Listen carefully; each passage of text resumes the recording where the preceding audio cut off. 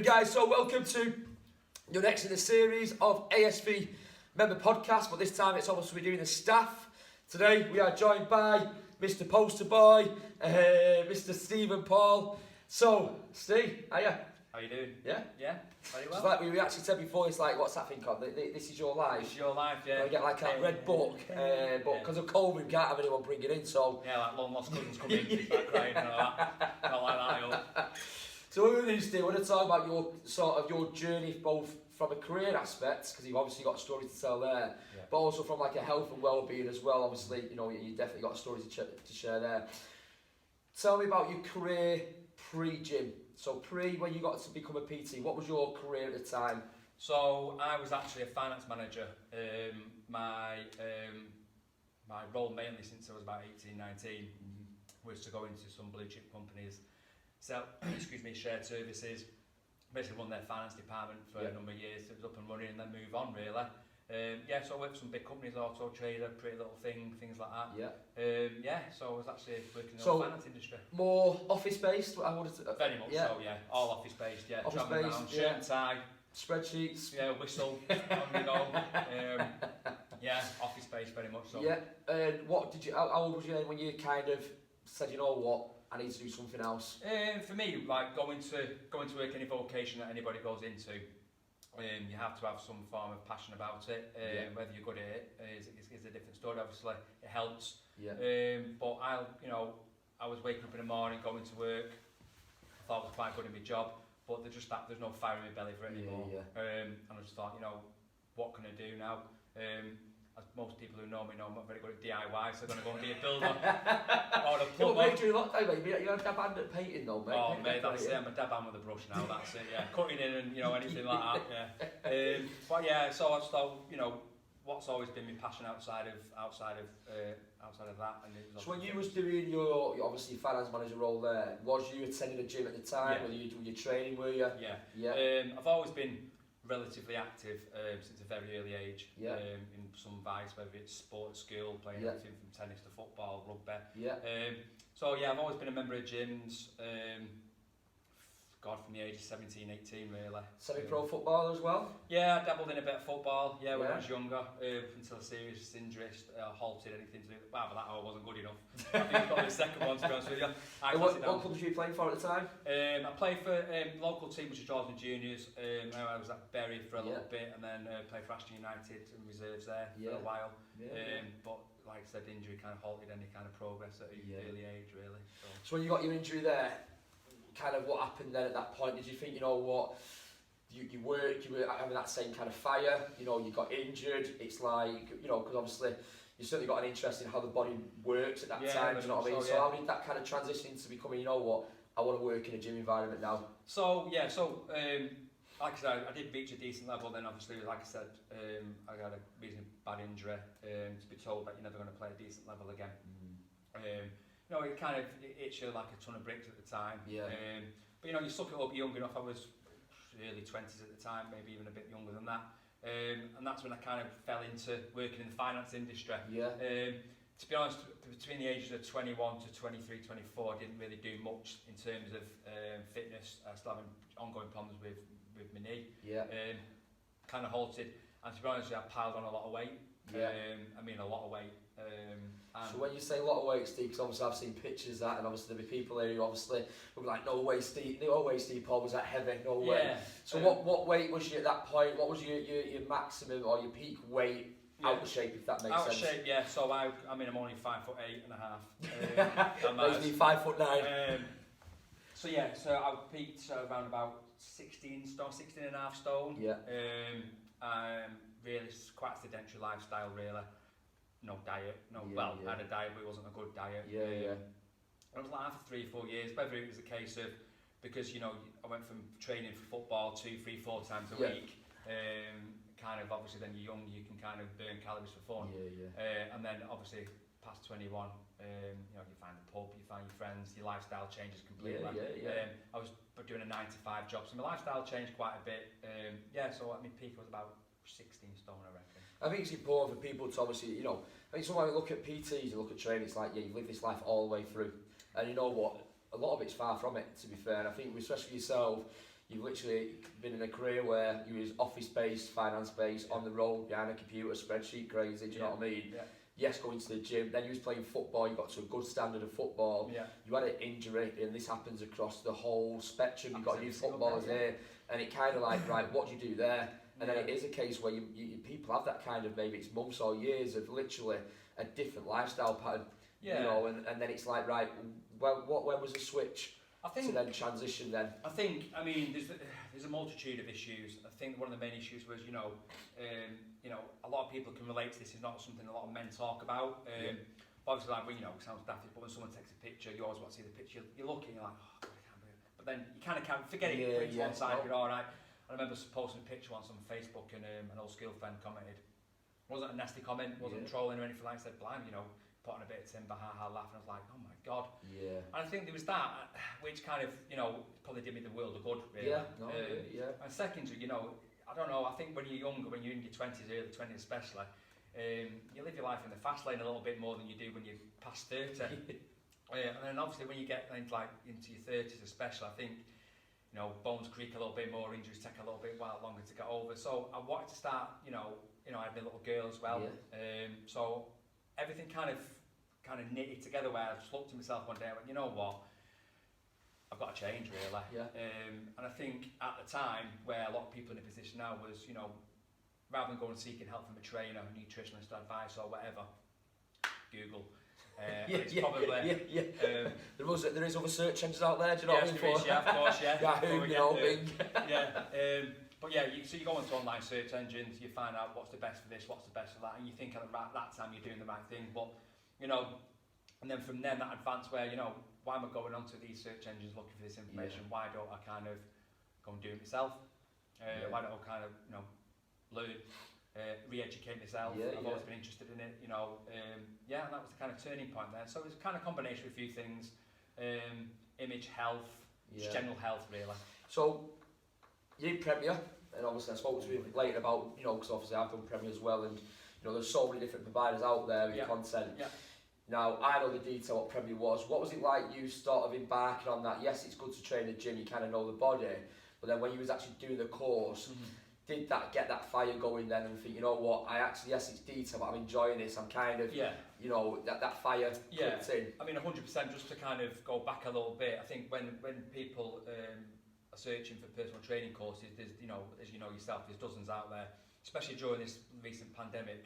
There's online courses where you can go and become a personal trainer for you know, do it in a week. And for me, I think that's kind of where the fitness industry falls down a little bit, because there is a multitude of personal trainers out there, but these people on gym floors who are kind of educating people, and they've never actually had an experience in it on the gym floor themselves. 100%. And I think from that practical point of view, I think it's very important to become a personal trainer. To just, for me, it's like learning how to drive without getting in a car.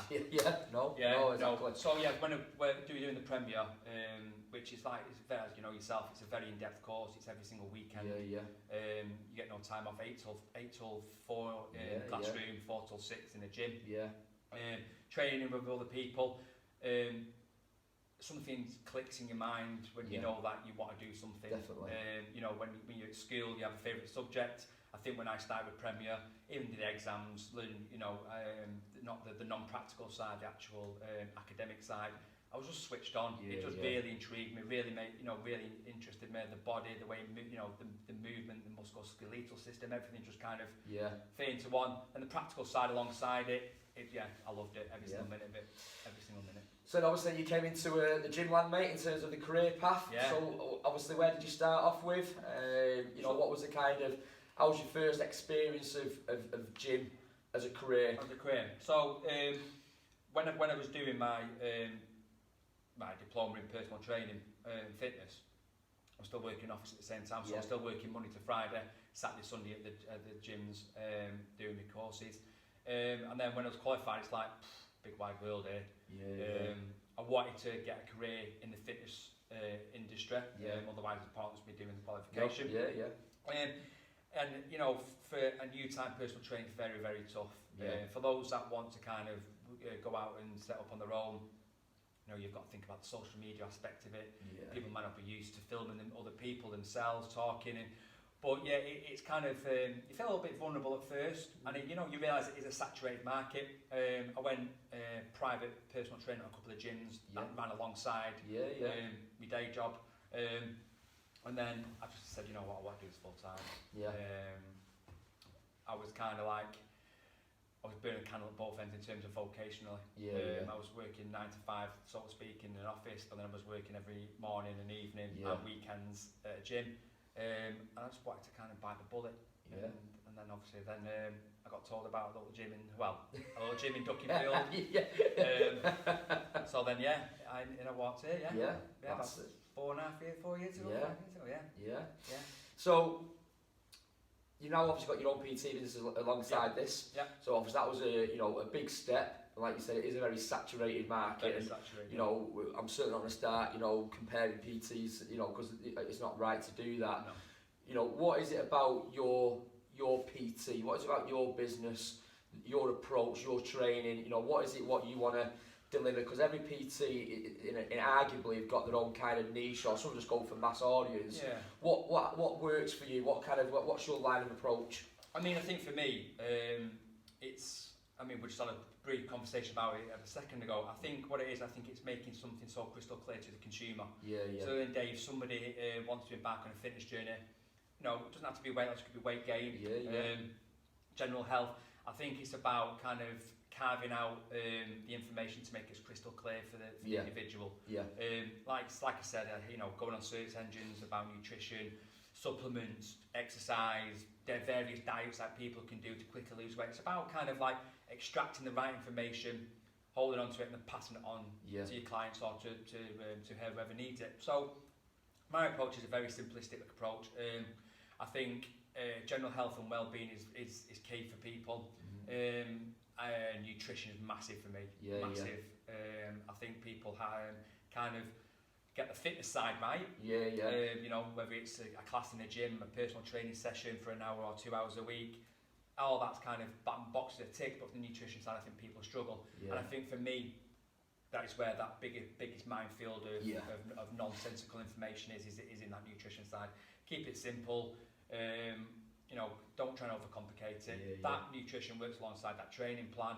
Be patient, you'll get your goals. Simple as that. Because arguably, your training, it's 80% nutrition, maybe 90% to some extent. Do you know what I mean? The rest is your actual fitness side itself. And I think people get so confused over nutrition because there is so many different opinions, different diets, different fads. You've got various weight loss organisations who are about selling obviously a range of things, sell their own products, and I think that's where a lot of members, a lot of consumers really do struggle to get their head around it. And like you said then, I say exactly the same to people, you just got to keep it clean and simple. You've got to keep it simple. The more you complicate it, the more you're not going to stick to it. That's 100%, and I couldn't agree more. And that's one thing about kind of like when you're advising people on nutrition, etc. You've got an array of information that's available to you. Social media is the biggest thing now.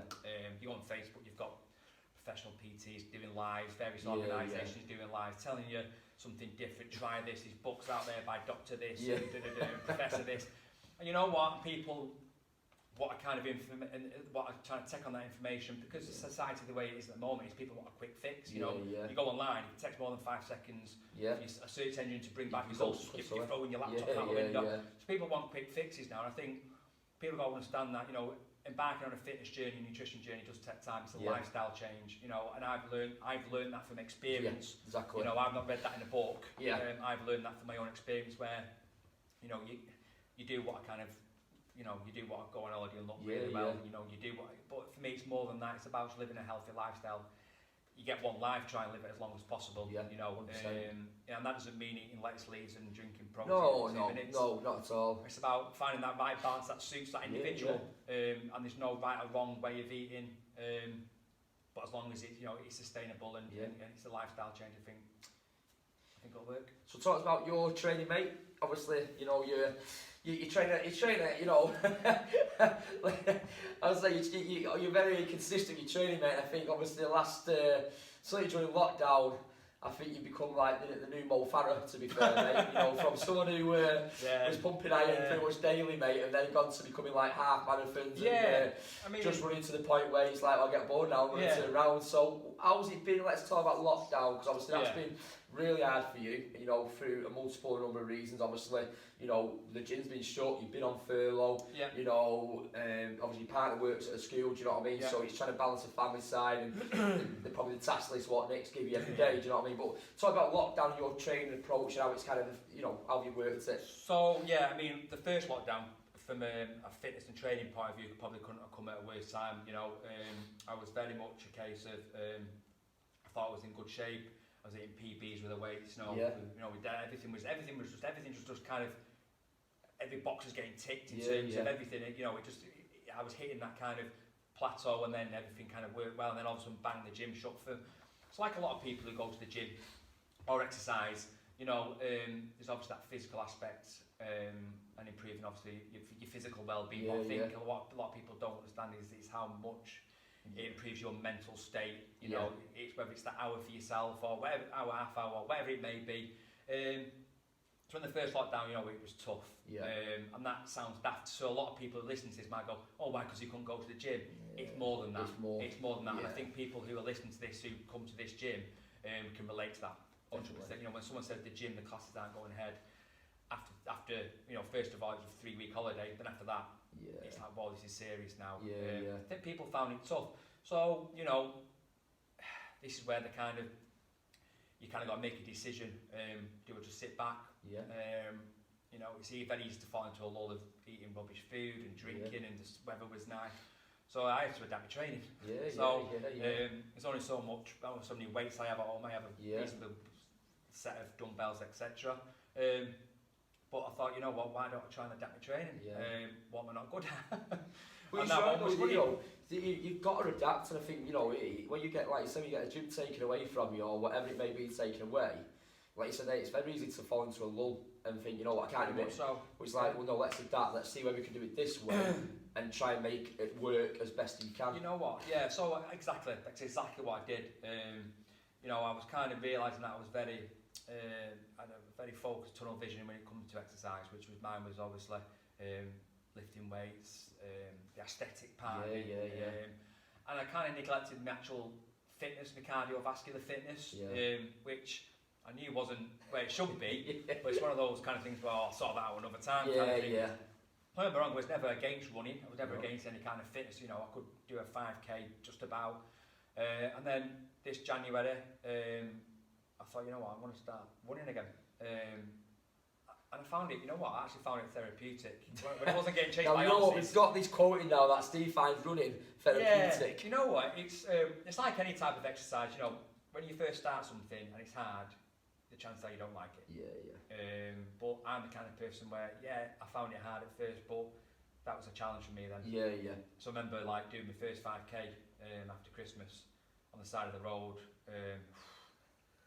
You know, I was tough. I was tough. I was hoping no one saw me, like, you know. I was like, you know what, I need to attack this. I need to be able to do something better. Again, that's nothing to do with running. That's just fitness in general, exercising. So, you know, some people worry about you lifting weights, running, joining a class, whatever it may be, you know, because it's tough. And it is tough. If it was meant to be easy, then would everyone in the world be doing it, wouldn't they? So, I attacked it. I attacked it full head on, and then I think within another 10 days after that I'd done a 10k, and obviously something becomes easier, you enjoy it more, and it just become part of me, the kind of routine more than anything. So I was obviously Mr. Anti-Cardio, and then I turned into Mr. Cardio. So we're going to be open very soon.